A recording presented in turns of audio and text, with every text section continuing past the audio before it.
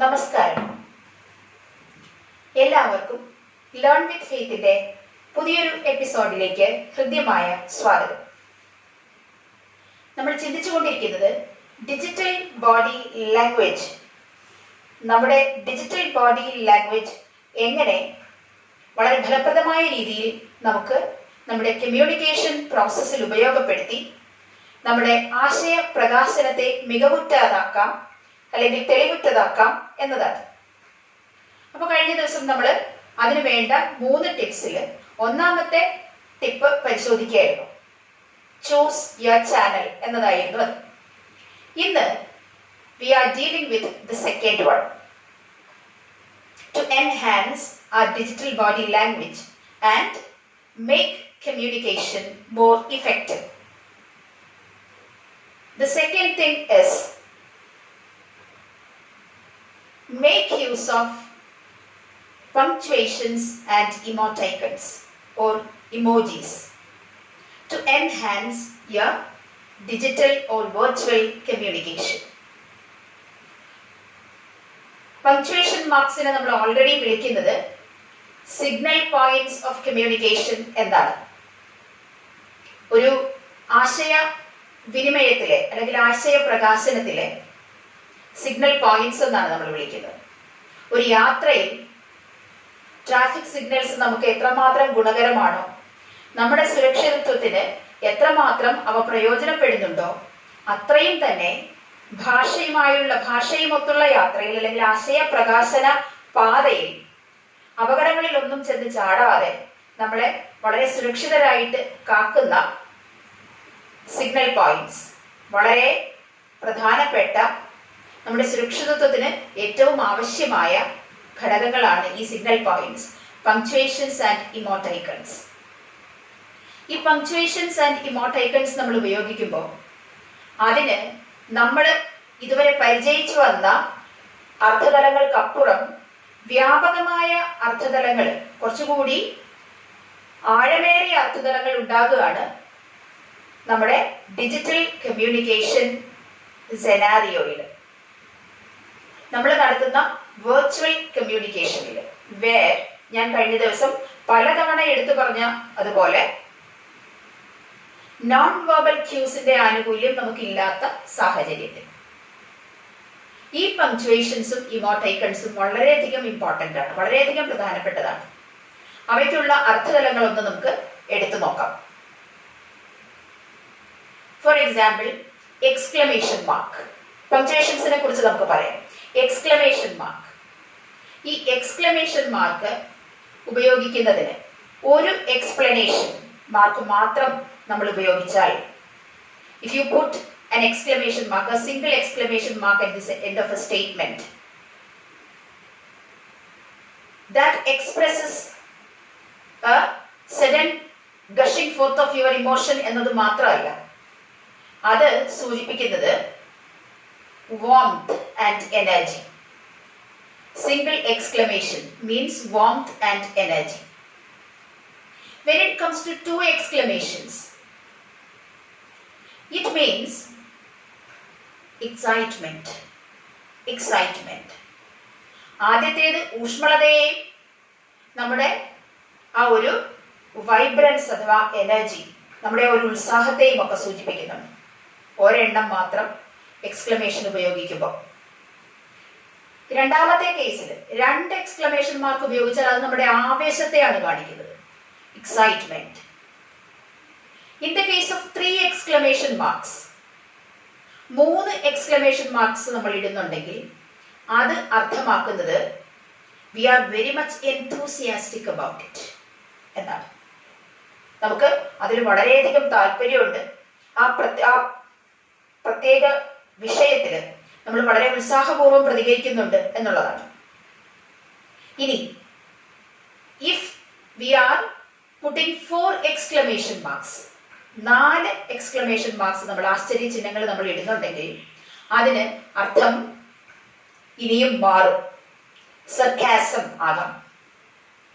ഓ അങ്ങനെയോ, ഒരു പരിഹാസം ദ്യോതിപ്പിക്കും അത്. ഇനി ഒരു പടി കൂടി കടന്ന് ദേഷ്യം, കൊള്ളാം ദേഷ്യം. പിന്നെ even it can show your genuine concern about something. ഇതെന്താണ്?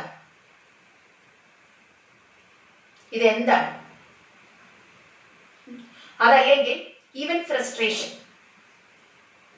ഫ്രസ്ട്രേഷൻ ആവാം. ഇതെന്താണ് ഈ കാണിച്ചു വെച്ചിരിക്കുന്നത്? It can even express that you are fed up with. മടുത്തു. ഇങ്ങനെ ഒരു വെറൈറ്റി ഓഫ് ഫീലിങ്സ്. നമ്മൾ ഒരേ ആശ്ചര്യചിഹ്നം അതിന്റെ തവണകൾ മാത്രം മാറുന്നത് കൊണ്ട് ഇത്രയും വ്യത്യസ്ത വികാരങ്ങൾ അവിടെ ദ്യോതിപ്പിക്കുന്നു എന്നുള്ളതാണ്. അപ്പോ നമ്മുടെ സാഹചര്യത്തിന് അനുസൃതമായത് ഏതാണോ അത് അതിന്റെ മാത്രകൾ കൂട്ടിയും കുറച്ചും ഉപയോഗിക്കുക എന്നുള്ളതാണ്. കൃത്യമായിട്ട് വാക്കുകളേക്കാൾ വ്യക്തമായിട്ട്, നമ്മൾ വാക്കുകൊണ്ട് പറയുന്നതിനേക്കാൾ വ്യക്തമായിട്ട് നമ്മുടെ ഉള്ളിലുള്ള ആശയം ദ്യോതിപ്പിക്കാൻ അല്ലെങ്കിൽ പ്രകാശിപ്പിക്കാൻ ഈ എക്സ്ക്ലമേഷന്റെ വളരെ വിവേകപൂർണമായ ഉപയോഗം നമ്മളെ സഹായിക്കും. വിവേചിച്ചറിയണം ഏത് സാഹചര്യത്തിലാണ് നമ്മളത് ഉപയോഗിക്കുന്നത്, എന്നിട്ട് വിവേകത്തോടു കൂടി അത് ഉപയോഗിക്കണം. അതേപോലെ തന്നെ ഫുൾ സ്റ്റോപ്പ്, നമ്മൾ പറയുന്ന ഫുൾ സ്റ്റോപ്പ്, പീരിയഡ് എന്നും പറയും. അതിനെ PERIOD, പീരിയഡ് എന്ന് പറയും. നമ്മൾ സാധാരണ സെന്റൻസ് കൺസ്ട്രക്ഷനെ കുറിച്ചൊക്കെ പഠിക്കുമ്പോൾ, ഇംഗ്ലീഷിന്റെ അടിസ്ഥാന വ്യാകരണ പ്രമാണങ്ങളൊക്കെ പഠിക്കുമ്പോൾ we learn a statement ends with a full stop. A statement is something which tells you or gives you some information. It ends with a full stop എന്ന് നമ്മൾ പഠിക്കും. ഈ ഫുൾ സ്റ്റോപ്പിന് ഒരു സെന്റൻസ് അവസാനിപ്പിക്കുക എന്നതിൽ കവിഞ്ഞ് മറ്റു ദൗത്യങ്ങളൊന്നുമില്ല എന്നാണ് നമ്മൾ വിചാരിച്ചിരിക്കുന്നത്. We are under the impression that it does not have much to express other than putting an end to a sentence. But it's not like that. In the modern context, a statement without a full stop is considered more sincere. അവിടെ sincerity അഥവാ ആത്മാർത്ഥത എന്ന് പറയുന്ന ഒരു element കൂടെ കയറി വരുന്നുണ്ട് എന്ന് നമ്മൾ ഇതേവരെ പ്രതീക്ഷിച്ചിട്ടില്ല. പക്ഷെ ഇപ്പോ മോഡേൺ കമ്മ്യൂണിക്കേഷൻ കോണ്ടെക്സ്റ്റിൽ ഈ ഫുൾ സ്റ്റോപ്പ് ഇല്ലാതെ ഇരിക്കുക എന്ന് പറയുന്നത് it expresses more sincerity and warmth എന്നുള്ളതാണ്. Full stop can even suggest that you are not satisfied or even angry with something. അങ്ങനെ ഒരു വ്യാഖ്യാനം കൂടി അതിന് കിട്ടിയിട്ടുണ്ട്. ഫുൾ സ്റ്റോപ്പ് ഇടുക എന്ന് പറഞ്ഞാൽ അത് നിങ്ങളുടെ ദേഷ്യം സൂചിപ്പിക്കുന്നത് അല്ലെങ്കിൽ നിങ്ങളുടെ അതൃപ്തി സൂചിപ്പിക്കുന്നതാണ് എന്നും കൂടി ഒരു ഇന്റർപ്രിട്ടേഷൻ അതിനിപ്പോ വന്നിരിക്കാം. ഇനി in the case of what we call dot dot dot, അങ്ങനെ നമ്മൾ പറയാറുണ്ട് ചിലപ്പോഴൊക്കെ. A series of full stops together, periods together. അതിന് that indicates that the thinking, your thought process of the person who is expressing his feelings is continuing. It's not ending with a particular thing which is mentioned over there. അവിടെ പ്രകടിപ്പിച്ചിരിക്കുന്ന ആ ആശയങ്ങൾ കൊണ്ട് മാത്രം അയാൾക്ക് പറയാനുള്ളത് മുഴുവൻ തീരുന്നില്ല. I have something more to say in this എന്നൊരു ഇൻഡിക്കേഷൻ ആണ് കൊടുക്കുന്നത് when you are putting a series of periods together. When you are putting a series of periods together, you indicate to the other person that you have something more to say. Your thought process doesn't end over there with that particular statement you mentioned in black and white over there. See? So, according to the context again, we have to make a judicious choice of dot dot dot or periods or even exclamation marks. Now coming to the question mark. Question mark. We have learned a question ends with a question mark. ഒരു മനുഷ്യനെ അടയാളപ്പെടുത്തുന്ന മറുക് എന്ന് പറയുന്നത് പോലെ ഒരു question mark ചിലപ്പോ ഒരു ക്വസ്റ്റ്യന്റെ അടയാളമായിട്ട് അതിനെ ഒരു മുഖമുദ്രയായിട്ട് നമ്മൾ സങ്കല്പിച്ച് വെച്ചിരിക്കുകയാണ്. But question mark again when the number varies expresses different feelings. പല പല പല ആശയങ്ങളാണ് പ്രകാശനം ചെയ്യുന്നത് അതിന്റെ number കൂടുന്നതനുസരിച്ച്. A single question mark shows your genuine interest. You are interested to know something. What's it? Adana. When you put 2 question marks, you mean you are very much interested in that. 3 question marks, confusion. And 4 question marks, frustration. ഒരു question mark ഇട്ടാൽ ഇതെന്താണെന്ന് അറിയാൻ എനിക്ക് താല്പര്യമുണ്ട് എന്നുള്ളതാണ്, ആത്മാർത്ഥമായ താല്പര്യം. 2 question mark ഇട്ടാൽ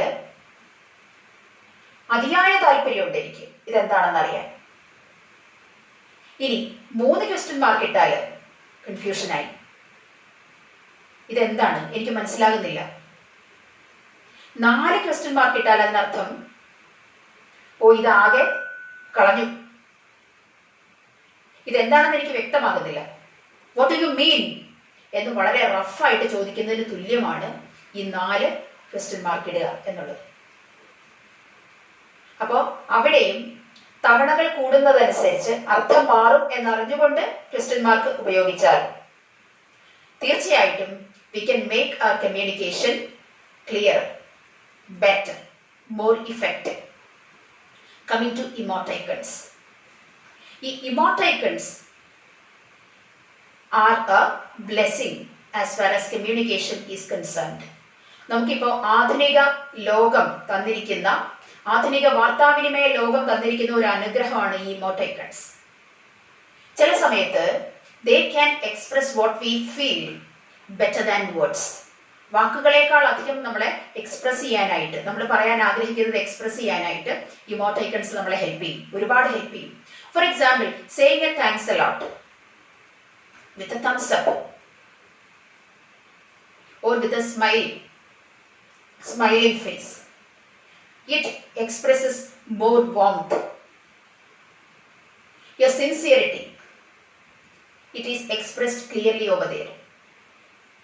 വളരെ ആത്മാർത്ഥമായിട്ട് നന്ദി പ്രകാശിപ്പിച്ചു എന്നൊരു ഫീലിംഗ് കൊടുക്കാൻ അതിന് പറ്റും.